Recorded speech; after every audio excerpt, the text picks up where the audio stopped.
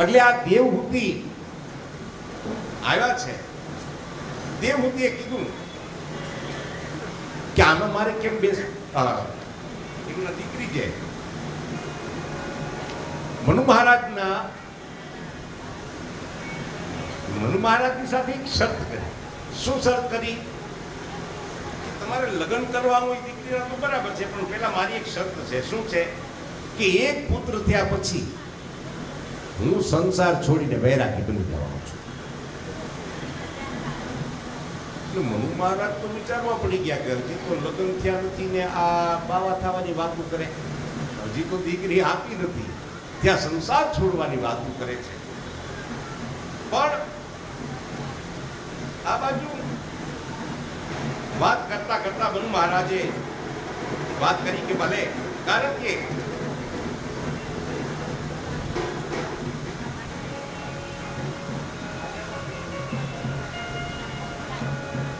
દેવહૂતિ છે કોઈ સાધારણ સ્ત્રી નથી. દેવહૂતિ ના લગ્ન કર્યા છે નારદના કહેવાથી, અને ત્યારબાદ એની ત્યાં 9 કન્યાઓ થઈ છે. 9 કન્યાઓ ત્યાર પછી 9 કન્યા મતલબ કે 9દા પર. ત્યારબાદ એક પુત્રનો જન્મ થયો છે. પુત્રનો જન્મ થયો ત્યારબાદ કહ્યું કે હવે તમારે સંન્યાસ લેવો તો લ્યો. હવે મને કહ્યું પાછું, એટલે કીધું કે મને આ 9 દીકરીઓની ચિંતા છે. સ્વયં નારાયણ કપિલ બનીને પધાર્યા છે, પણ કહ્યું કે ના, બ્રહ્માજી આવ્યા કે હવે એની ચિંતા તમારે કરવાની નથી. ત્યારબાદ 9 કન્યા બ્રહ્માજીની સાથે ઋષિઓ પધાર્યા છે.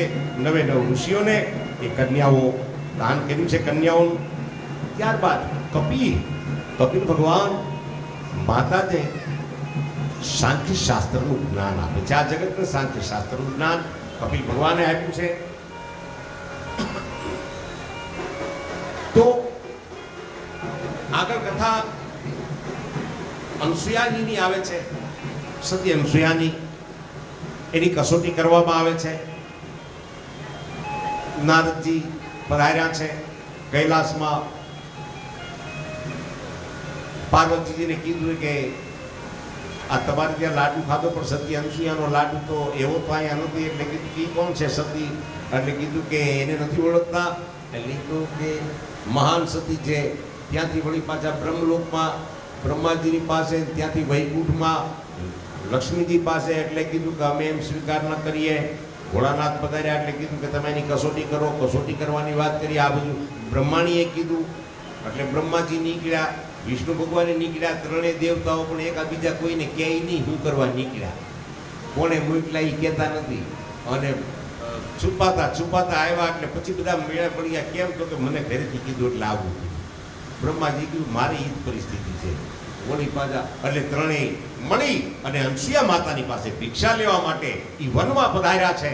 અને વનમાં પધાર્યા ત્યારે 3 સાધુ વેશ કર્યો છે. ભિક્ષાન દેહી. હંસિયા માતા વિચાર કરે કે કમાલ છે, અહીંયા તો કાંઈ તકલીફ નથી. ચિત્રકૂટનું મન એવું છે કે જ્યાં ફળફળાદીની કોઈ દી કમી હોતી નથી, કોઈને ભિક્ષાવૃત્તિ કરવા જવું પડતું નથી. એટલે આ પણ કીધું કે બહુ સારી વાત છે. આંગણે આ સંતો પધાર્યા છે, ઋષિઓ પધાર્યા છે. અને અનસુયા માતા એક ટોપલીમાં ફળ લઈ અને આવ્યા કે લો સંતો. એટલે કીધું કે આવી ભિક્ષા આપને નથી જોઈએ, તો અમારે જે ભિક્ષા જોઈએ છે દિગંબરી ભિક્ષા, નિર્વસ્ત્ર ભિક્ષા.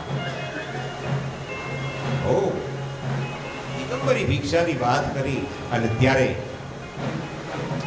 અનસુયા માતા વિચાર કરે છે કે આ કોણ છે દિગંબરી ભિક્ષા માંગવા. આંખો બંધ કરી અને અત્રિ મહારાજ તપસ્યામાં બેઠા છે. આંખો બંધ કરીને યાદ કર્યા છે. અત્રિ મહારાજ કઈ બોલો કે પણ આપણે આંગણે 3 આવ્યા છે અને દિગંબરી ભિક્ષા માગે છે. ઋષિ અત્રિ મહારાજે કીધું કે એને ભિક્ષા આપો, પણ વિવેકથી ભિક્ષા આપો. વિવેકથી, વિવેક ન ચૂકશો, વિવેકથી ભિક્ષા આપો. અને એ વખતે અનસુયા માતાએ જલની જારી લઈ અને હાથમાં જલ લઈ અને મંત્ર બોલી અને કીધું કે જો મેં મારા ધણીની સદૈવ સેવા કરી હોય, મારી નજરમાં મારા ધણી સિવાય બીજો કોઈ પુરુષ ન આવ્યો હોય અને આવી જો પતિવ્રતા હોવ તો આ જે કોઈ આવ્યા નાના નાના ટેટા બની છાડી એ નાના નાના બની ગયા ફૂટના એ મીડિયા કરવા. અનસુયા માતાએ તેડી લીધા કે આવો દીકરા આવો આવો.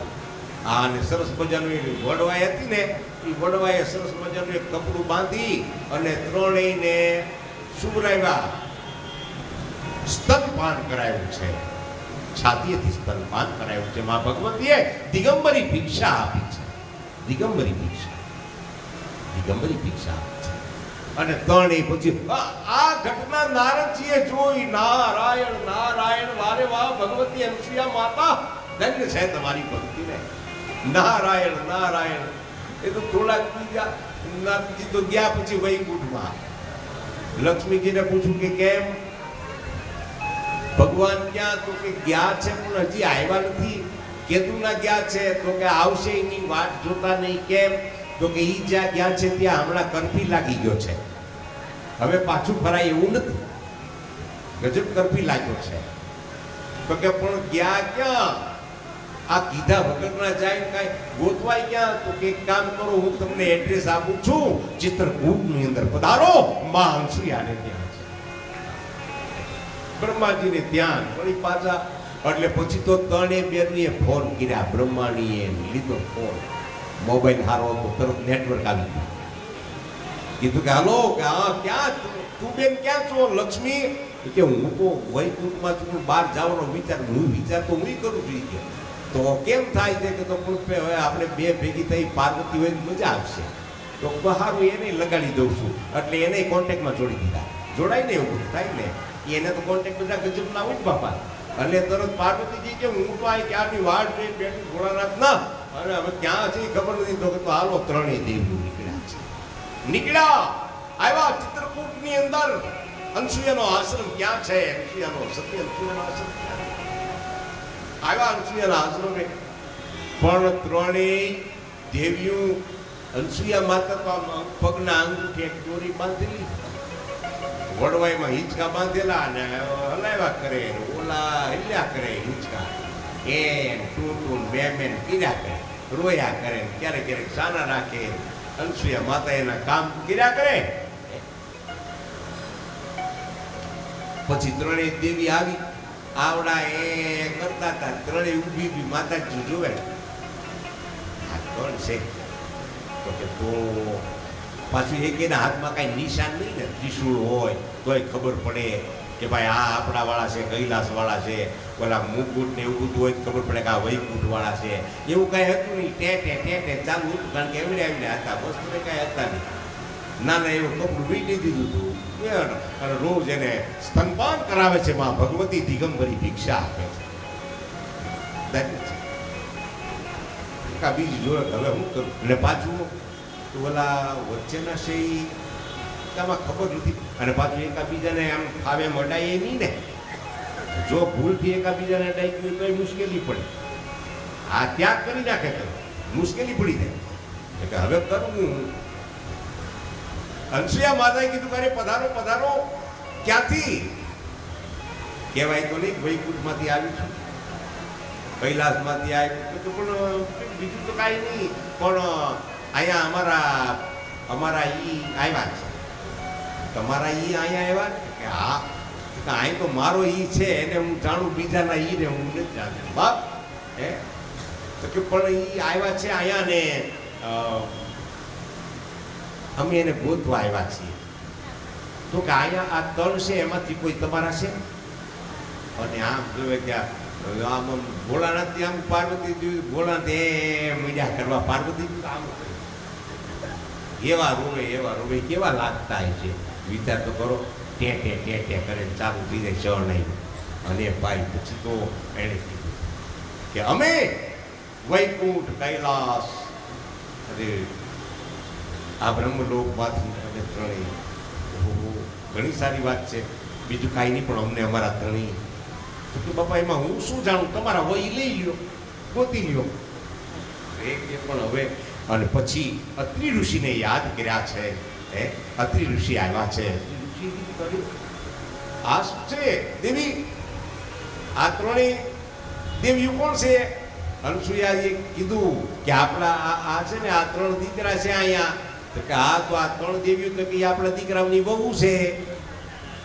અનસુયા માને આમ કીધું કે ઋષિ કે કમાલ છે, દીકરા 1-1 ફૂટના ને વહુ 6-6 ફૂટની. આ નટવર નાનો રે કાનો રમે છે મારી કેડમાં, તો એનું જેવું છે.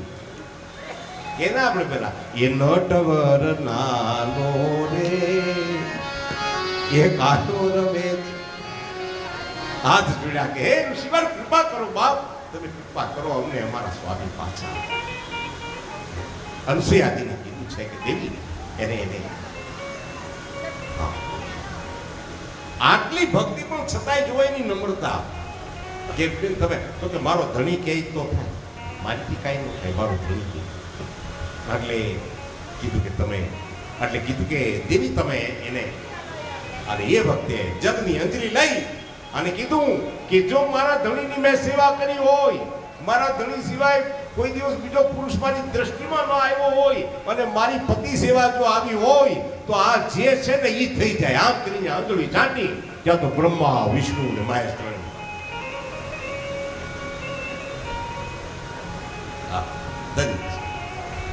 પછી તો ત્રણેય માગો માગો, હું માગો, હમણાં એમ ટેટે કરતા હતા મારે માગો માગો કરો ઘડીક માગો.